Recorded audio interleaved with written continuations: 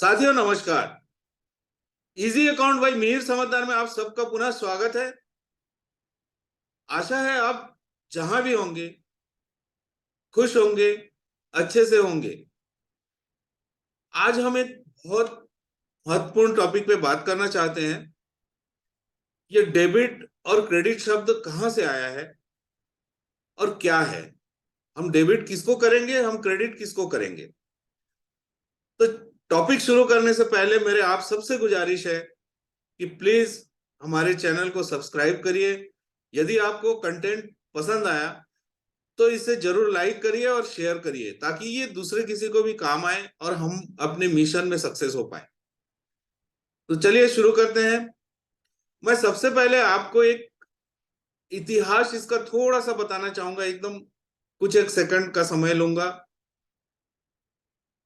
Accounts के जनक कौन है, मतलब हमारे जो अकाउंट्स है उसके जनक कौन है। तो दोस्तों आज मैं आपको दिखाऊंगा, सिर्फ बताऊंगा ही नहीं, आपको दिखाऊंगा कि वो जनक कौन है। अकाउंट्स के जनक का नाम है लुकास पेसियोली, जो कि आधुनिक समय में उन्हें अकाउंट्स का जनक कहा जाता है। मैं उनको आप सबको उनकी तस्वीर भी दिखाता हूं। ये है लुकास पेसियोली, जो कि 1445 में इनका जन्म हुआ था और 1517 में देहावसान हुआ था। लुकास पेसियोली इटालियन थे बेसिकली, और ये मैथमेटिक्स के बहुत बड़े ज्ञाता थे। इन्होंने 1494 में एक बुक पब्लिश किया था और तभी से हमारे अकाउंट्स की entry system, double entry system start हुई है। इतना हमारे को जानना काफी है। आगे बढ़ते हैं हम। थोड़ा सा डेबिट का इतिहास क्या है। डेबिट और क्रेडिट, डेबिट शब्द और क्रेडिट शब्द ये हम हमारे अकाउंट्स में आया है लैटिन शब्द से। इसे एक्चुअली डेबिट को डेबिटम कहा जाता था और क्रेडिट को क्रेडिटम कहा जाता था, जिसे डीआर और सीआर से हम लिखते हैं। दोस्तों हम यहाँ पे सारे प्रैक्टिकल बातें करेंगे। तो सबसे पहले आज हम बहुत बड़े बड़े अकाउंट्स, बड़े बड़े कंपनी के अकाउंट्स लेके हम बात नहीं करेंगे। हम छोटे छोटे प्रोप्राइटरशिप, पार्टनरशिप, ये सब अकाउंट लेके बात करेंगे। तो सबसे पहले हम आपको बताना चाहते हैं प्रोप्राइटरशिप क्या होती है। जब कोई भी इंसान, जैसे आप ही हुए, आप यदि कोई बिजनेस चालू करना चाहे तो बिजनेस का जो ओनर होगा, जैसे आप अगर बिजनेस चालू करते हैं तो उसका ओनर आप हुए, तो आपको प्रोप्राइटर कहा जाएगा। जी हाँ, व्यवसाय से रिलेटेड जो भी प्रॉफिट लॉस, उसका लेबिलिटी, उसका देनदारी, उसका लेनदारी, ये सब व्यवसाय के तो जरूर रहेंगे, लेकिन उसकी ओनरशिप आपकी रहेगी। तो इसे प्रोप्राइटर कहा जाता है। इसी तरह पार्टनरशिप फर्म में पार्टनर होती है। हम धीरे धीरे जैसे जैसे आगे बढ़ेंगे हम इस पे भी आएंगे कि पार्टनरशिप फर्म कैसे बनाते हैं, वो कैसे वर्क करते हैं। तो आज हम दो चीज देखते हैं। हम ये मान के चलते हैं कि एक कंपनी खोले है, उस कंपनी का एक प्रोप्राइटर होती है। अब डेबिट और क्रेडिट समझने के लिए हमको अकाउंट्स के कुछ नियम होते हैं, जिसे अगर एक साथ हम जानना चाहेंगे, एक साथ हम देखेंगे, तो हम उसको बहुत अच्छे से ग्रास्प नहीं कर पाएंगे। इसलिए हम एक एक करके देखेंगे। अकाउंट्स के नियम में अकाउंट्स का क्लासिफिकेशन होता है कि तीन प्रकार के अकाउंट होता है।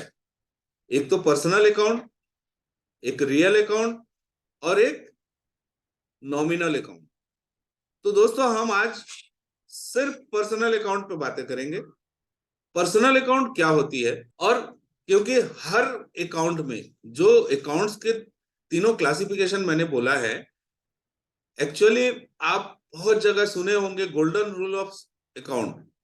अब गोल्डन रूल्स अगर अकाउंट्स के जानना चाहेंगे तो भी आपको ये तीनों अकाउंट जो क्लासिफिकेशन है, उस क्लासिफिकेशन के हिसाब से ही अकाउंट्स होगा। तो हम अभी गोल्डन रूल्स ऑफ अकाउंट्स में नहीं जाते हैं। हम इसके क्लासिफिकेशन देखते हैं कि ये कितने प्रकार के होते हैं। ये तीन प्रकार मैंने बोला, एक्चुअली अगर हम देखेंगे तो दो ही प्रकार होता है, एक पर्सनल अकाउंट, एक नॉन पर्सनल अकाउंट, मतलब व्यक्तिगत खाता और जो व्यक्तिगत खाता नहीं है। तो हम आगे बताएंगे कि वो रियल अकाउंट क्या है और नॉमिनल अकाउंट क्या है। आज हम सिर्फ पर्सनल अकाउंट पे कंसंट्रेट करते हैं। तो पर्सनल अकाउंट क्या होता है और उसमें डेबिट और क्रेडिट के नियम क्या है। तो दोस्तों, पर्सनल अकाउंट पर्सन से रिलेटेड होता है। आप सबसे पहले अपने नाम से एक फर्म खोल लिए। अब उस फर्म में एक फर्म का नाम हम देंगे और एक हम खुद पर्सन रहेंगे। तो चलिए हम इसे प्रैक्टिकली करते हैं कि पर्सनल नाम हम कैसे देंगे और उस नाम को देके हम अकाउंटिंग कैसे करेंगे, डेबिट क्रेडिट क्या होगी। ये है, हमने एक फर्म खोल दिए, सुयश पब्लिकेशन। जी हाँ, यहाँ दिख रहा होगा आपको स्क्रीन पे, सुयश पब्लिकेशन, जिसके प्रोप्राइटर कौन है, मिसेस इशिता। अब देखिए, पर्सनल अकाउंट में एक्चुअली अकाउंट्स के नियम के हिसाब से तीन प्रकार के होते हैं पर्सन्स। एक हो गया नेचुरल पर्सन्स, एक आर्टिफिशियल पर्सन्स, और तीसरी कैटेगरी होती है representative account, personal account. Representative personal मतलब प्रतिनिधित्व करते हैं, किसी एक ग्रुप ऑफ पर्सन को प्रतिनिधित्व करते हैं। तो नेचुरल पर्सनल अकाउंट क्या होता है या नेचुरल पर्सन कौन होता है। नेचुरल पर्सन वो प्रोप्राइटर होते हैं। जैसे ये सुयश पब्लिकेशन एक कंपनी है, इसकी प्रोप्राइटर है मिसेस इशिता। तो नेचुरल पर्सन कौन हुआ, मिसेस इशिता। अब मिसेस इशिता जब कोई ट्रांजेक्शन करेंगे तो वो पर्सनल होगा, नेचुरल पर्सन। आर्टिफिशियल पर्सन यहाँ पे कौन हुआ, आर्टिफिशियल पर्सन इसके कंपनी हुआ, सुयश पब्लिकेशन। एक चीज और हमेशा माइंड में रखिए, जब भी किसी कंपनी का या किसी फर्म का हम अकाउंटिंग करते हैं तो फर्म एक अलग होती है, अलग मतलब नाम दे सकते हैं, और पर्सन अलग है। मैं ओनर हूं मतलब मेरा खर्चा या मेरा जो भी चीजें हैं वो एक अलग चीज होगी, और कंपनी का खर्चा और कंपनी के इनकम या कंपनी से रिलेटेड जो भी ट्रांजेक्शन्स होंगे वो अलग होंगे। तो यहाँ पे हमारा कंपनी कौन है, सुयश पब्लिकेशन, जिसके प्रोप्राइटर कौन है, मिसेस इशिता। नेचुरल पर्सन जो एक्चुअली पर्सन है, जो ह्यूमन होती है, उसे हम नेचुरल पर्सन कहते हैं। इसमें इस केस में ह्यूमन कौन है, ये मिसेस इशिता हो गया आपका नेचुरल पर्सन। जी हाँ। और आर्टिफिशियल पर्सन कौन हो गया, कंपनी हो गया आपका आर्टिफिशियल पर्सन। जैसे कोई भी कंपनी आप पकड़ेंगे, रिलायंस या आदित्य बिरला ग्रुप या इसी टाइप का कोई भी आप कंपनी पकड़िए या किसी भी फर्म का नाम पकड़िए, वो हो जाएगा आपका आर्टिफिशियल पर्सनल अकाउंट। एंड तीसरा हो गया representative person account. Representative person कौन हो गया, जो कि एक ग्रुप ऑफ पर्सन को, देखिए ये रिप्रेजेंटेटिव पर्सन क्या हो गया, ग्रुप ऑफ पर्सन हो गया, जो एक ग्रुप का रिप्रेजेंट करे। तो आपको क्लियर हो गया, नेचुरल पर्सन जिन्हें हम छू सकते हैं, जो एक्चुअली आदमी है, इंसान है, हाड़ मांस का है, उसे हम नेचुरल पर्सन कहते हैं, उसको नेचुरल पर्सनल अकाउंट बोला जाता है। दूसरा होता है आर्टिफिशियल पर्सन। आर्टिफिशियल पर्सन कौन है, जो एक्चुअली कोई इंसान नहीं है, but as per law, as per accounting law उसे पर्सन पर्सन माना जाता है। तो वो कौन होता है, कोई कंपनी, कंपनी के नाम, जितने कंपनी बनते हैं, फर्म बनते हैं, प्रोप्राइटरशिप फर्म बनते हैं, ये सब कौन हो गया, आर्टिफिशियल पर्सन। तीसरा हो गया क्या, रिप्रेजेंटेटिव पर्सन। रिप्रेजेंटेटिव पर्सन कौन हो गया, ग्रुप ऑफ पर्सन, मतलब एक पर्सन के ग्रुप है। सपोज इसको आप जब तक एग्जांपल नहीं लेंगे तब तक आपको शायद समझ में ना आए। अब ये सुयश पब्लिकेशन का, इसमें 50 लोग नौकरी करते हैं, और कंपनी क्या करती है, इनको सैलरी देती है। अब मान लीजिए 50 लोगों को सैलरी देना है, तो क्या कंपनी अलग अलग 50 खाता खोलेंगी, नहीं। कंपनी क्या करेगी, इन 50 लोगों का एक ग्रुप बना के उस अकाउंट को खोल देंगे। किसी भी कंपनी में 1 तारीख से लेके 30 तारीख के बीच में काम होता है, 30 या 31 तारीख तक, और 31 तारीख को उनका सैलरी ड्यू हो जाता है। उन्होंने 1 तारीख से लेके हमारी कंपनी में सुयश पब्लिकेशन में काम किया है। ABCD या 1 2 3 4 करके 50% है। वो पूरा 30 दिन कंपनी में काम किया, तो 31 दिन जैसे ही कंप्लीट हुआ उनका सैलरी ड्यू हो गया।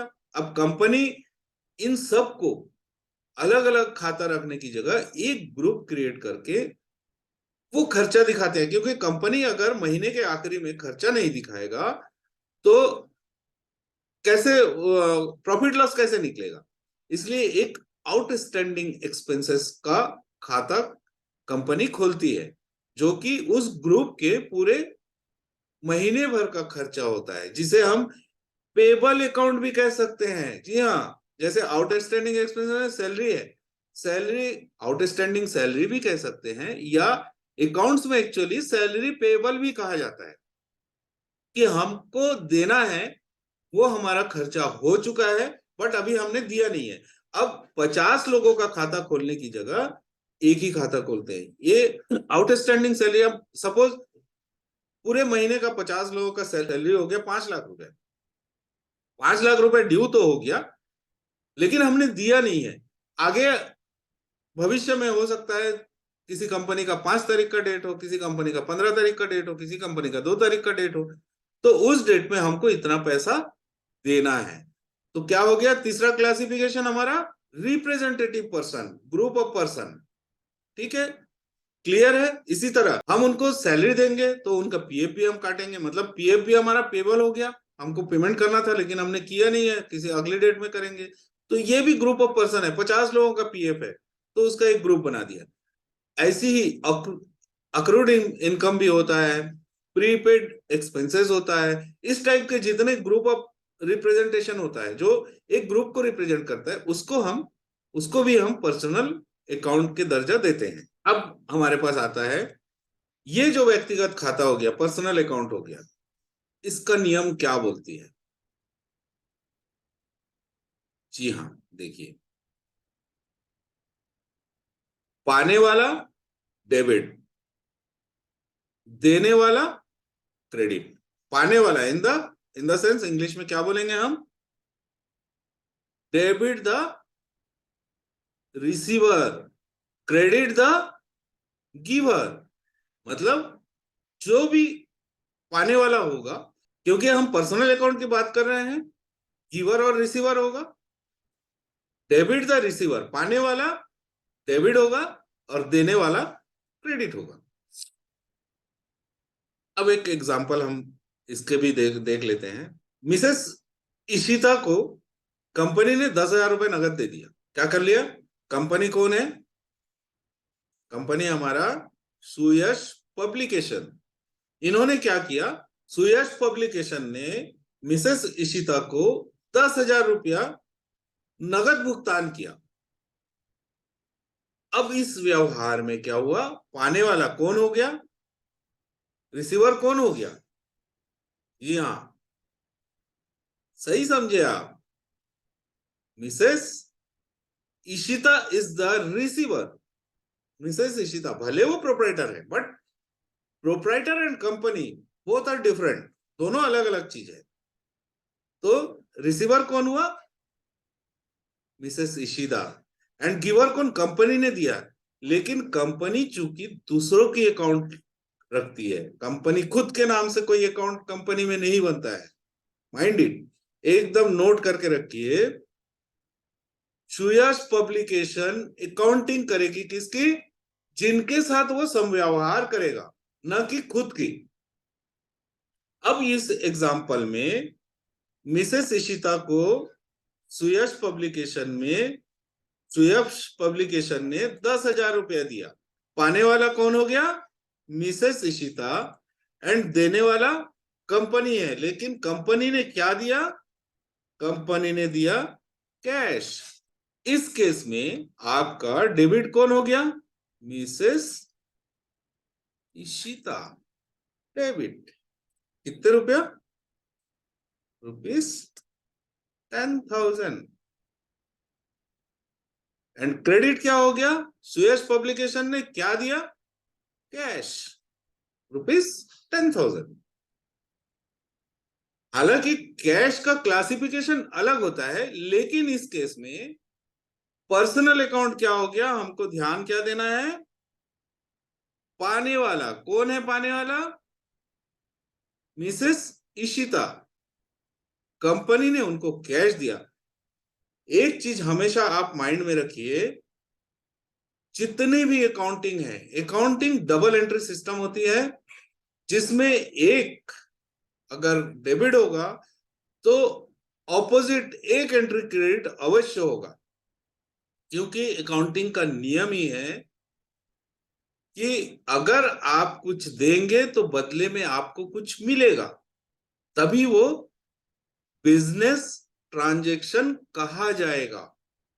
अगर आपने कुछ लिया तो उसके बदले में आप कुछ देंगे, कंपनी ने कुछ लिया तो कंपनी कुछ देगा। हर केस में दो एंट्रियां होंगी, एक डेबिट तो उसके अगेंस्ट में एक क्रेडिट। तो आपने यहां समझा कि ये जो अकाउंटिंग है, इसका पहला वाला जो क्लासिफिकेशन है, प्रकार है, हम पर्सनल अकाउंट पे बात किए, पर्सनल अकाउंट को समझे हैं, पर्सनल अकाउंट कितने प्रकार के होते हैं और उसके नियम क्या है, डेबिट क्या होगी, क्रेडिट क्या होगी। तो दोस्तों, बने रहिए हमारे साथ।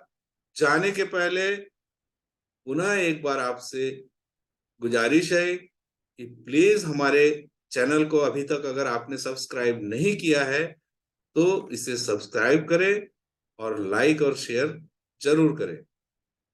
मिलते हैं हमारे इसी डेबिट एंड क्रेडिट के पार्ट 2 में बहुत जल्द।